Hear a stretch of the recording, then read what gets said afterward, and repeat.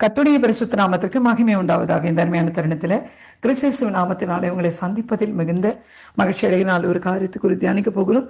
சங்கீதத்தின் புத்தகம் 37 வாசிக்கலாமா? 27வது வசனம். தீமையை விட்டு விலகி நன்மை செய், என்னென்றைக்கும் நிலைத்திருப்பாய். ஆமேன், ஹல்லேலூயா. இந்த கர்த்தருடைய பிள்ளைகளை ரெண்டு விஷயத்தை தியானிக்க போகிறோம். என்னன்னா, நிலைத்திருப்பது, ஆசீர்வதிக்கப்படுவது, ரெண்டையும் இன்றைக்கு தியானிக்க போகிறோம்.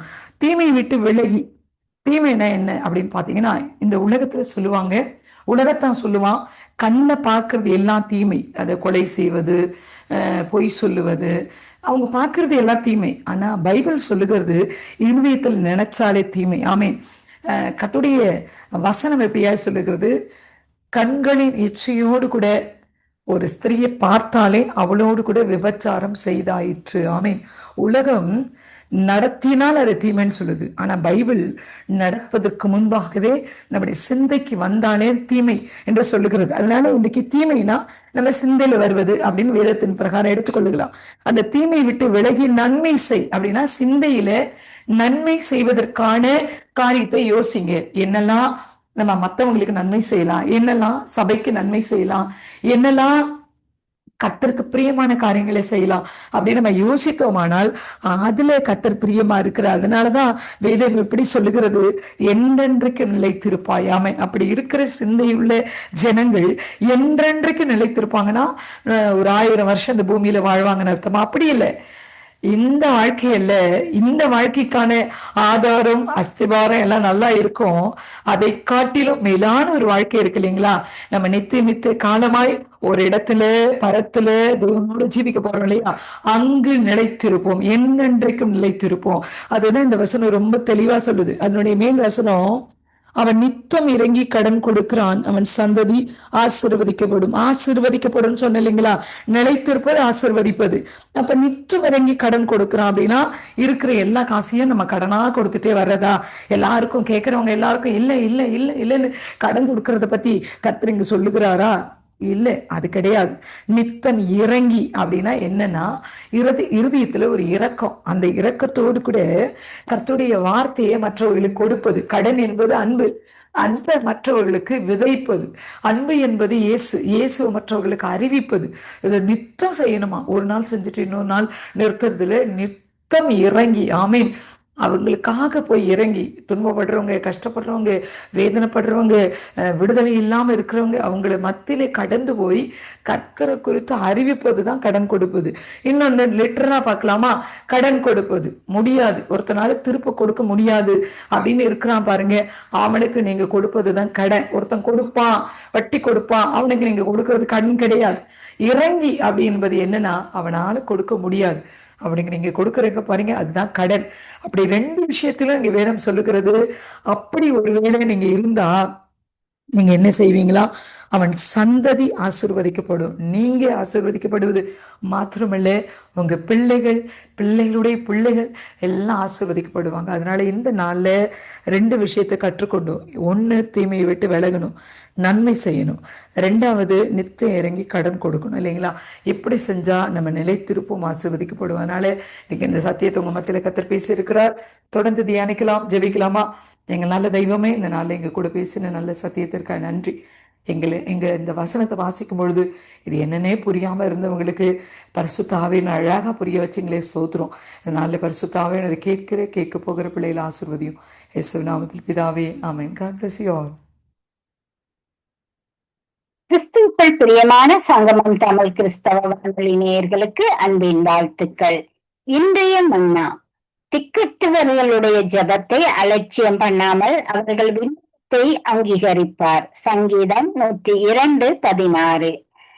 பிரியமானவர்களே, உங்கள் வாழ்க்கையில் வருகின்ற குறித்து சோர்ந்து போயிருக்கின்றீர்களா? கடல் அலைகள் கொந்தளித்து ஓரங்கள் வந்து மோதுகிறது போல கொண்டிருக்கின்றதா? எங்கே இந்த போராட்டங்கள் நம்மை மேற்கொண்டு விடுமோ என்று கலங்கி நிற்கின்றீர்களா? நம் ஆண்டவரை நோக்கி பார்ப்போம்.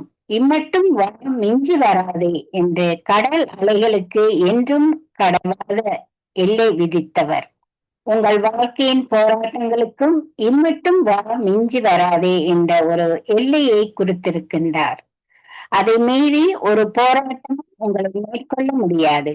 அவரை நம்பி கரங்களை உயர்த்தும் பிள்ளைகளின் ஜெபத்தை அலட்சியம் பண்ணாமல் அவர்கள் விண்ணப்பத்தை அவர் அங்கீகரிப்பார். அவரிடத்தில் முறையிடும் பொழுது பதிலை கொடுப்பார். கலங்காதீர்கள், இயேசு கிறிஸ்துவிடம் வாருங்கள். உங்களுக்கு எதிராக வரும் பிரச்சனைகளை மேற்கொள்ள விடாமல் அதை தடுத்து நிறுத்தி உங்களை கண்ணின் மணி போல் பாதுகாத்துக் கொள்வார். உங்கள் பிரச்சனைகளுக்கு அவரே முடிவு. கர்த்தர் உங்கள் ஒவ்வொருவரையும் நிறைவாய் ஆசீர்வதிப்பாராக. Amen. God bless you. கிறிஸ்துவுக்குள் பிரியமான அன்பு உள்ளங்களை மீண்டுமாய் ஒரு புதிய வாக்குத்தத்தத்தோடு நான் வாழ்த்துவதில் நான் உங்களை மிக்க மகிழ்ச்சி அடைகிறேன். இந்த நாளிலும் 12ஆம் தேதி 11வது மாதம் 2025ஆம் ஆண்டு புதன்கிழமை இந்த காலை வேளையிலும் கர்த்தருடைய வார்த்தை இப்படியாக சொல்லுகிறது. யோபுவின் புஸ்தகம் 19ஆம் அதிகாரம் 25வது வசனத்தை வாசிக்க கேட்போமாயிருந்தால், என் மீட்பர் உயிரோடு இருக்கிறார் என்றும் அவர் கடைசி நாட்கள் பூமி மேல் நிற்பார் என்றும் நான் அறிந்திருக்கிறேன் என்று அங்கே யோபுவுக்கு ஒரு வெளிப்பாட்டை தேவன் கொடுக்கிறதை பார்க்கிறோம். அருமையான கர்த்தருடைய பிள்ளைகளே, ஆண்டவராகிய இயேசு கிறிஸ்துவினுடைய பிறப்பு எப்பொழுது, ஆண்டவராகிய இயேசு கிறிஸ்துவினுடைய வருகை எப்பொழுது என்பதை இங்கே ஆபிரகாமுக்கு முன்பாக 500 வருஷங்களுக்கு முன்பாக வாழ்ந்த இந்த பக்தனாகிய யோபு இந்த நாட்களிலே இப்படியாக எழுதுகிறதை இங்கே காணக்கூடியதாக இருக்கிறது. அருமையான கர்த்தருடைய பிள்ளைகளே, யோபுனுடைய நாட்களிலே யோபுனிடத்திலே எந்த நியாயப்பிரமாணமோ அல்லது வேத புஸ்தகங்களோ வேத வார்த்தைகளோ அல்லது அவர்களுக்கு போதிக்கிறதற்கோ யாவரும் இருந்தும் ஆனால் யோபு கர்த்தர் ஒருவர் இருக்கிறார் என்ற ஒரு நம்பிக்கையோடு இந்த நாட்களிலே வாழ்ந்து வந்தார். அது மட்டுமல்ல, அவர் இந்த நாட்களில் அந்த நம்பிக்கையோடு வாழ்ந்து வந்தது மட்டுமல்ல, கர்த்தர் தனக்கு முன்பாக நிற்கிறார், தன்னை எல்லா நேரத்திலும் தன்னை கண்ணோக்கி பார்க்கிறார் என்ற பயத்தோடும் இந்த நாட்களிலே வாழ்ந்து வந்தார். அருமையான கர்த்தருடைய பிள்ளைகளே, பாருங்கள், ஒரு காரியம் இல்லாத வேளையிலே, புஸ்தகங்களோ எந்த வெளிப்பாடுகளோ இல்லாத வேளையிலும், ஆனால் அவருக்கு தேவன் இந்த நாட்களில் அவருடைய இருதயத்திலே கொடுத்த ஒரு வெளிப்பாடு, என் மீட்பர் உயிரோடு இருக்கிறார் என்றும் கடைசி நாட்களிலே அவர் பூமியின் மேல் நிற்பார் என்றும் அறிந்திருக்கிறேன் என்று சொல்லி இந்த நாட்களிலே சொல்லி இருக்கிறதை பார்க்கிறோம். அருமையான கர்த்தருடைய பிள்ளைகளே, பாருங்கள், யோபுனுடைய நாட்களையும் வெளிப்படுத்தலையும் இந்த நாட்களிலே நீங்கள் இந்த நாட்களிலே அங்கே பார்க்கிற வேளையிலேயே எவ்வளவு தூரமாக அந்த நாட்களில் எவ்வளவு ஆண்டுகள் வித்தியாசமாக அந்த நாட்களில் இருக்கிறது. ஆனாலும் ஆண்டவருடைய பிறப்பு, ஆண்டவருடைய வருகை எல்லாவற்றையும் இந்த பக்தனாகிய யோபு இந்த நாட்களிலே அறிந்திருக்கிறார் என்பதைத்தான் இந்த யோபுவின் புஸ்தகத்திலே நாங்கள் வாசிக்கிற வேளையிலே காணக்கூடியதாக இருக்கிறது. அருமை பிள்ளைகளே, அப்படியானால் இந்த நாட்களிலே பாருங்கள், இப்படியான ஒரு வெளிப்பாட்டை உள்ள, அதாவது ஒரு மனுஷனை இன்றைக்கு காணுகிறது என்றால் ரொம்ப கஷ்டமாக அந்த நாட்களில் இருக்கிறது. அருமையானவர்களை, இந்த நாளிலும் பாருங்கள், தேவன் யோபுவுக்கு தன்னுடைய காரியங்களை குறித்து வெளிப்படுத்தினார். எப்படி என்றால், யோபு கர்த்தரை சார்ந்து கர்த்தரோடு வாழ்ந்த வேளையிலும் கர்த்தர் யோபுவுக்கு தன்னுடைய வெளிப்பாட்டை இந்த நாட்களை வெளிப்படுத்தி கொண்டிருந்தார் என்பதைத்தான் இந்த வாக்குத்தத்தோடு காணக்கூடியதாக இருக்கிறது. இன்றைய நாட்களிலும் நாங்கள் ஆண்டவரோடு சார்ந்து ஆண்டவரோடு நடப்போமா இருந்தால் ஆண்டவர் தன்னுடைய காரியங்கள் எல்லாவற்றையும் வெளிப்படுத்துவார் என்பதைத்தான் இன்றைக்கு நாங்கள் பார்க்கிறோம். இரண்டாவதாக பாருங்கள், ஏனோக்கை எடுத்து பாருங்கள். ஏனோக்கு தேவனோடு சஞ்சரித்துக் கொண்டிருந்தார். அங்கே இந்த நாட்களிலே தேவன் அவரை எடுத்துக்கொண்டார் என்று சொல்லி அங்கே பார்க்கிறோம். அருமையான கர்த்தருடைய பிள்ளைகளே, பாருங்கள், அப்ப தேவனோடு சஞ்சரிக்கிற வேளையிலே தேவன் இந்த நாட்களிலே அவர்களை இந்த நாட்களிலே தன்னுடைய சித்தத்தின்படி நடத்தி இந்த நாட்களிலே தன்னுடைய திட்டங்களை அவர்கள் மூலமாய் வெளிப்படுத்துகிற தேவனுமாயும் இருக்கிறதே அங்கே காணக்கூடியதாக இருக்கிறது. அதனாலே அருமையான அன்பு சகோதரனே சகோதரியே, இந்த நாளிலும் இந்த வாக்குத்தத்தங்களை கேட்கிற நாங்கள் கர்த்தரோடு இந்த கடைசி நாட்களிலே நடக்க வேண்டும். ஆண்டோடைய வருகை இந்த நாட்களிலே சமீபமாய் இருக்கிறபடியினால் நாங்கள் இந்த நாட்களிலே இந்த வாக்குத்தத்தங்களை விசுவாசித்து கர்த்தரோடு நடப்போமா இருந்தால் அவருடைய வருகையின் நாட்களிலே நாங்களும் அவரோடு செல்லுகிறவர்களாய் இந்த நாட்களிலே இருப்போம் என்பதைத்தான் இன்றைக்கு இந்த வார்த்தை ஊடாக வாக்குத்தத்தங்கள் ஊடாக நாங்கள் கற்றுக்கொள்ளக்கூடியதாக இருக்கிறது.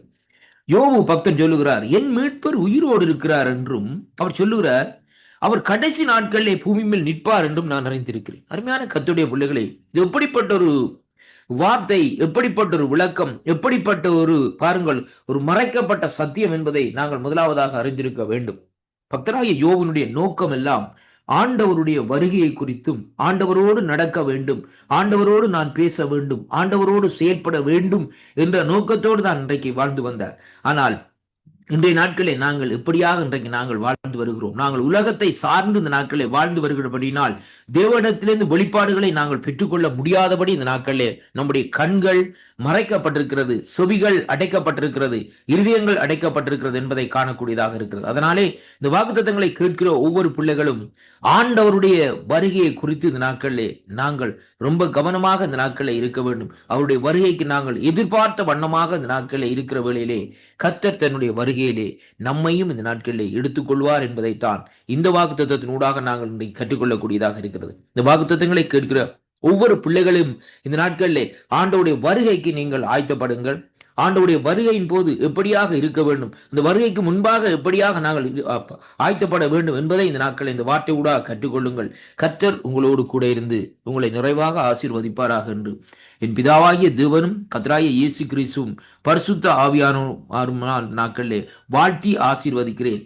கர்த்தருக்கே மகிமையும் கனமும் துதியும் புகழும் உண்டாவதாக. கர்த்தர் ஒருவரே சகலவற்றையும் அறிந்திருக்கிறார். ஆமேன், ஆமேன்.